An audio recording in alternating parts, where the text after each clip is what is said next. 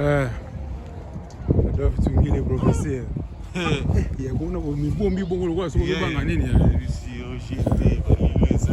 Bana kini sangate ye moko mna mibombi na ye 6 degrés. Atini était ya mibomba donc bon ngapi na bimi fort parce que na bimeli bona kanisa ki ezala moi ça va pour moi et bimaki mais -6 mystique. Nada ye.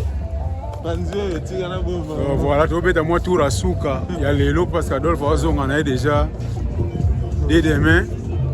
Il y a un autre tambour moi mukeko le professeur Adolphe Tungilo. Hein? Tu mets les bébés. Tu coûtes de solder de salle ba vidéo de micro mais. Où il fallait?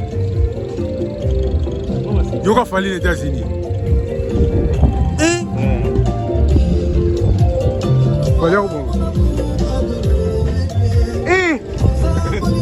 Non, Fally. Bon, mais qui va nous mettre yo? Fally Ipupa di Cap la merveille. Mais maintenant, ayo. Wow. Wow. This is our star, Fally Ipupa, man.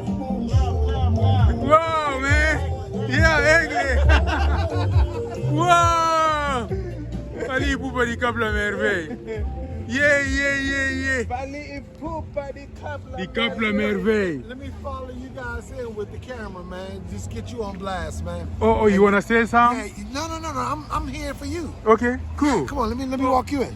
Okay. Yeah, now walk in. Come on. I was just surprised, you know. Oh, okay. You're not going in? I was just surprised when I'm passing here. Yes. I hear that sound because that was from Petite Africa. Artist from it Africa. Took you home, right? Yeah, he's from Africa. So you know, he was in London, Paris, and Belgium just for the huge event. Oh so yeah. Now I can hear this sound in America. Oh wait, I'm sorry. I need your ID. Thank you so much. I got sidetracked. Wow. Wow. Okay, bro. I see you. Keep well then. Non, maman, bah tu vas encore beaucoup de sang qui va mon identité là-bas. Ok. You don't know to know que biso va se ka identité de yo. You don't know. So ka ok place mo za ba bar. Ne ba tu na yo ubi mo so ba cigarette lo. Ya bien voilà. Bon, tu la bonne.